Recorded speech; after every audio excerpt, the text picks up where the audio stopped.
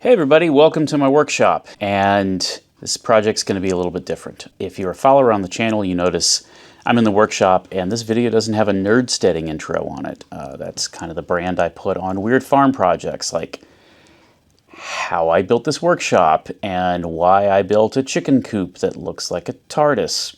Yeah, that's kind of one thing that I make on here. I also do other videos on here that are more like professional skills, like presentations, technology adjacent kind of things. This gets into my background in video production and live video event production. I've done stuff with DragonCon over the years. DragonCon TV, I'm one of the co-founders. I still produce video content for them and host panels. I used to run the entire DragonCon TV operation for a while. Which started out as like 9 people in a hotel basement covering a couple of hotels. And when I handed it off, it's grown to over 50 people covering 5 hotels of an 85,000 person event that happens over 5 days. It's a thing. So I have picked up some knowledge on video, which I'm applying to my new board of directors position with BSides in Portland. Now, BSides is a loosely affiliated group of computer security conferences. So this is everything from skills training, workshops on how you do things like penetration testing and basic security hygiene, and a lot of presentations from experts in the field. People who've worked with the Electronic Frontiers Foundation, people who have done famous and not so famous exploit detection, career advice, basically building up people in the industry that I work in, which is technology. In joining the board of directors, the reason I did that is I volunteered for BSides and some other conferences like FOSDEM, and what I want to be able to do is enhance the experience for people who are not attending the conference. One of the cool things we do at BSides Portland is we stream now 2 tracks of full content for the 2-day event. Now that is something that a lot of conferences do extremely well. And I want to be able to do a couple of things with this project. One is build out video streaming infrastructure for the conference that they own and control and can use throughout the year for other events. Second is to build out video streaming equipment that another group of volunteers can learn. One of the things that I picked up from DragonCon is mentorship. How do you get someone who's interested in supporting the community and be able to rapidly teach them the skills they need to support the conference as a volunteer, but also learn things that help them in their industry? Like if you can learn some basic video production, presentation skills, that sort of thing, super handy. Repeatability, consistency, and not using stuff that just happens to be living in my closet because I've been doing video since high school. If you look at the BSides streams over the years, they've improved quality dramatically over time. And there was somebody doing this job before me, so they had folks that were recording those sessions and putting them out on the internet.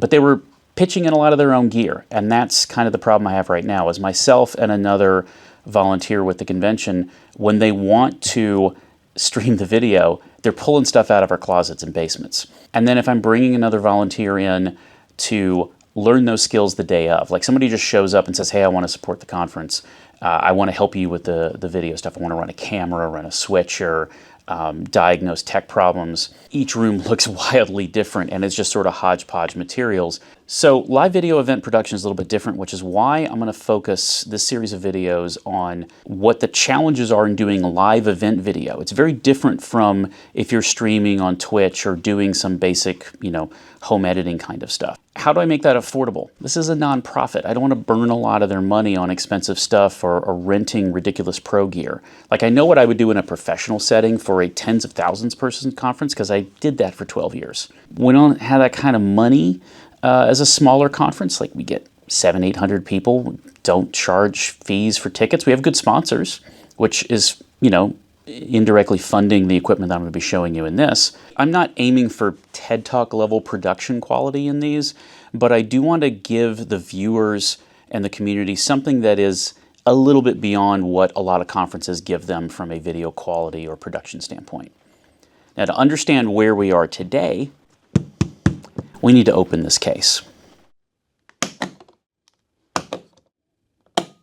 All right, see what we got. So my kind of portable live event rig has a couple of main components. The first 2 are obviously cameras. I've bought these Panasonic 4K camcorders bazillion years ago, like right when they came out. So these things are maybe almost 10 years old. 4K video is not as new as you remember. I've got an Ethernet cable out here because we are streaming to the internet at some point, and the infrastructure that I tend to rely on uses wired Ethernet. I know you can do it with Wi-Fi. I don't trust it in a high noise environment. I mean, you get 700 nerds in a room for hours on end, they're going to pull out their cell phones. So interference, frame drops, Wi-Fi quality, it's a problem. Maybe copper is a good solution. These cameras have HDMI outputs, although they go from HDMI to the micro. I'll talk about in a minute why that's maybe a problem. And they all connect back up to this. This is a Blackmagic ATEM Mini Pro. ATEM is the Blackmagic brand of live production switchers, and they have been making these things now for, this is probably also like a decade-old technology. The Mini Pros they came out with, I think, 4-ish years ago. This is kind of the core of my system. It does a couple of important things. One is see there's an Ethernet jack coming out of the back here going into this router. This allows me to have a hardwired connection for streaming. So this is what's actually doing the streaming, not the computer that controls it. It's a laptop over there we'll talk about in a second. This has 4 inputs. They are HDMI on the back. Get my friend here. There is a single HDMI output. You can have that in what we call preview or program mode. Program mode is the live output of what's going out to the internet or the audience. I could hook this up to a big screen if I want to do something super live in the room. If I put it in preview mode, which is what we do most of the time, then you get that cool control room grid on the screen of all of your inputs, what you're expecting to be the next switch when you hit one of the buttons, and any of the auxiliary things you have loaded up, like stationary graphics, audio levels, how much recording time you have left, status of the stream, all the cool information the producer needs. Within this rack also, the other nice thing this does, along with the live streaming, is it does local recording at the same time. You can get USB-C to SATA converters and use the larger say 2.5-inch SATA SSDs, or USB-C is a thing, y'all. So a lot of times we're using USB-C flash drives or NVMe flash drives to USB-C converters, and that's what this little metal box is. I also added some Velcro to the case so I can mount these and change them out. There's this nice travel monitor that's essentially Velcroed into the back of this Pelican case. And that gives me my preview or program output. And also because I like all the equipment that I bought, I put in a surge protector, which also has this nice handy extension cord that I stapled in here. And I actually put a tile tracker. You could use AirTag, whatever brand. In case this thing goes missing, I want to be able to find it as quickly as possible. Now, the nice thing about this being mounted in a travel case, it protects all the gear, keeps it all together, and then everything's kind of pre-wired. So all I really have to do when I get somewhere is open it up, hook it up to the internet, hook it up to yonder laptop, add a storage device if there's not one in the case already, pull out the extension cord and connect all the cameras, which I should probably do right now.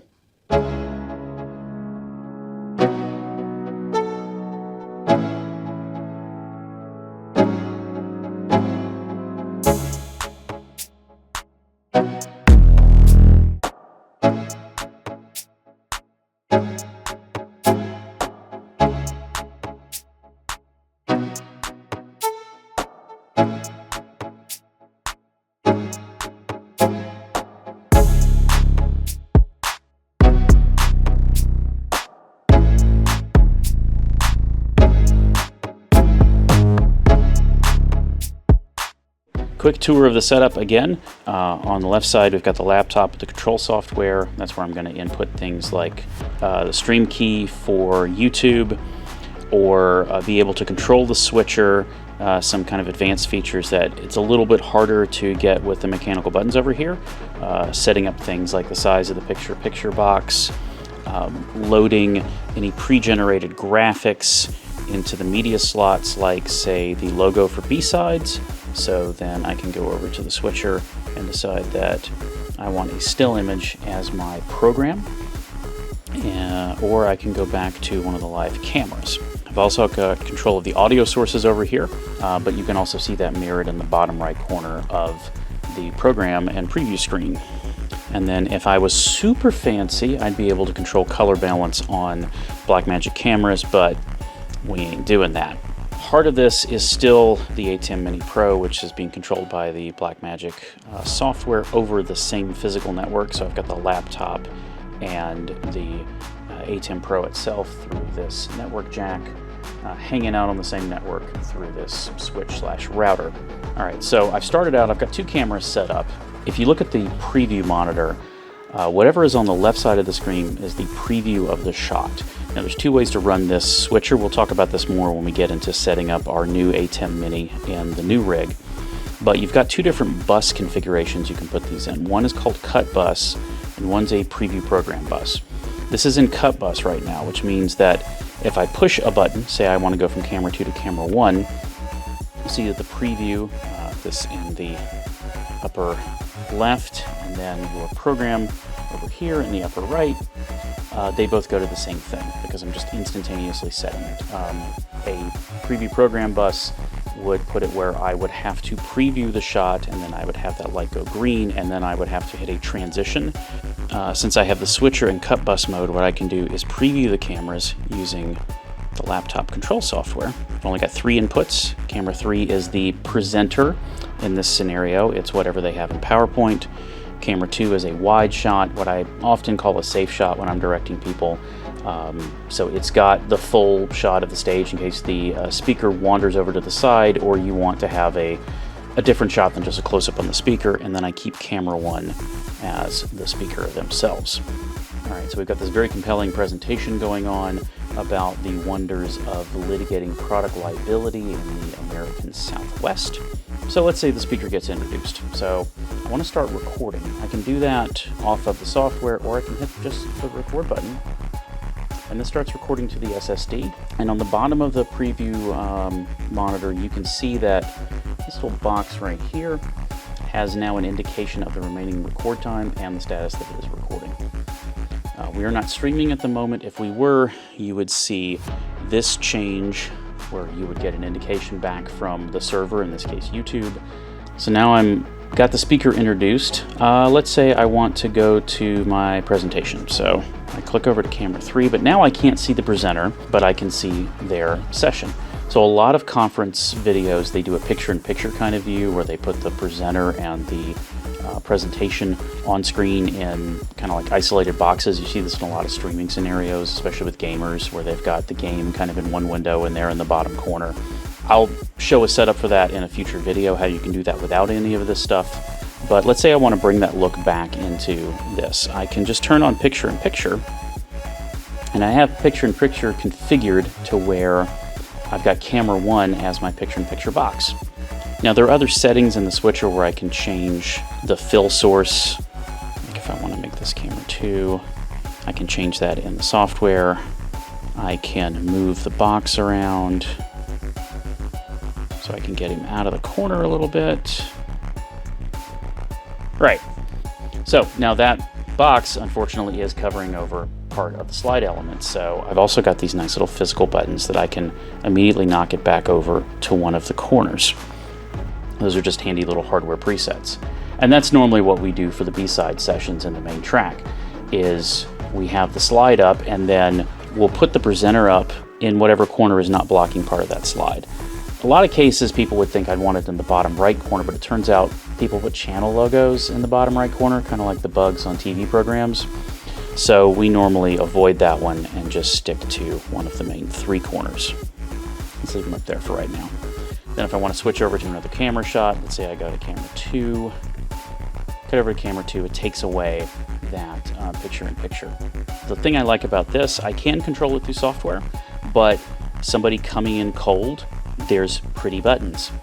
And there's a nice little preview, and there's indications like this red box that says what thing is live, and the program that says what thing is live. And I've seen some producers actually take a piece of white tape and put it on the top of the monitor and write on it, "This is live," with a bunch of arrows pointing down. Probably did that with Label Maker at some point. And then when the whole show is done, I can cut over to, I don't have anything on channel 4 for playback, say I want to cut back over to the still, and then I can fade the audio down, turn it off, and then stop recording. And it takes a second from hitting the stop button to it actually stopping recording so that it can close up the file on the trusty SSD. And so that is a simulated conference talk streamed live through an A10 Mini Pro. All right, so not bad for a budget video switching setup. In one hard case, I have a very quick and dirty live production with 4 inputs, 2 cameras, a presenter's laptop, and some kind of video playback for like the extra stuff that makes the stream more bearable to watch when you're not in the room with all the conference people. I've got a preview monitor that gives me all of the inputs and their status. It tells me if I'm recording, if I'm streaming. I've got the beauty of hardwired internet to connect both my laptop and my streaming setup. I can put in a variety of storage devices, and I have a little bit of expansion room with the extra video switch to go to the preview monitor, and I've even got some space to hide a tracking device. So you would think what I would do is just make a copy of this and build the exact same setup for BSides, but I'm not, because live video has a couple of other considerations that are not built directly into this case. And I've learned some things using this rig over the past couple of years that make it great for me, but not necessarily right for the organization. I think it's time to make a list. All right, my first 2 problems are related to connectivity, primarily to the cameras and the laptops. So the first is the standard I'm using. This is HDMI. You know this very well. It's probably connecting the thing you're watching this on now to the giant rectangle that's displaying it to you. The ATEM range of switchers that I'm looking at use HDMI, but HDMI has range limitations. They say in the spec, HDMI will go up to 50 feet. From a practical standpoint, really up to 25 is what most people trust. After lengths of 25 feet, you don't get like bad reception on digital signals. They're either there or they're not. And my luck with HDMI cables in the 50-foot range has been not great.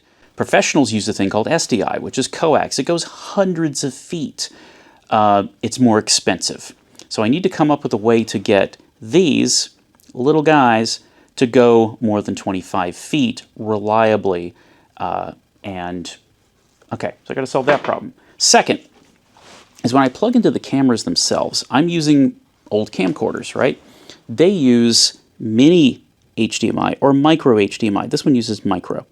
Now my issue with micro HDMI is, look how adorable this little cable is. Look at its tiny little pins. They break. This is a common problem with a lot of professionals who are coming down to what we call prosumer gear, which is basically a lot of the, like 90% of the stuff you need to be a professional, but at a lot less money. I love these cameras because the image quality is great, and I've got the ability to take an output from it in HDMI. They mount to standard tripods, they can be battery powered or USB powered. They're super flexible for their size and their age. But these little guys, they'll ruin a production real fast. And if you use the connectors on them over and over again, you will find the connectors on the micro and mini HDMIs will break. So pros, don't use those things. I don't want to get away from using HDMI on the switcher. It's a whole nother set of problems. That's a future video. So I want to go to cameras that have a full-size HDMI port, and then I can also solve the same range problem because I want my cameras to be closer to the stage. That brings up problem number 3. And that is that this, if I want to change it, requires a human operator to walk over to it and move it. Whether I want to change the white balance, the framing, I want to track a presenter as they go across the stage, another human on the camera. Now in a professional production, a big production, with a full range of trained volunteers, that's not a problem. You get a camera operator, a videographer. In a smaller conference that has a limited set of volunteers, or volunteers that are coming in and they don't really understand how these operate, you end up doing a lot of fixed shots, and hopefully you never have to go and touch the camera. And for most of the time, that's fine. But the thing I don't like about that is presenters tend to do this thing where they move around, right? And I don't want them just like wandering off the podium and then you get a shot of, well, that. So I'd like to be able to have this, and this quality, with a full-size HDMI connector and all the range extension, but I want it to be remotely operated. So if I'm short on volunteers, the same person running the switcher over there also has a remote control that can run one or more cameras. The fourth thing is going to be powering all that stuff. Once you start putting things away from you, the power's got to be there too. So what are my options for operating things like my range extenders, my remote controlled cameras, without having to also run a big pile of extension cords? See, one of the things you get into in live video when you start running cords over to things is you have to make sure they're not trip hazards for the audience or for the other members of your volunteer crew.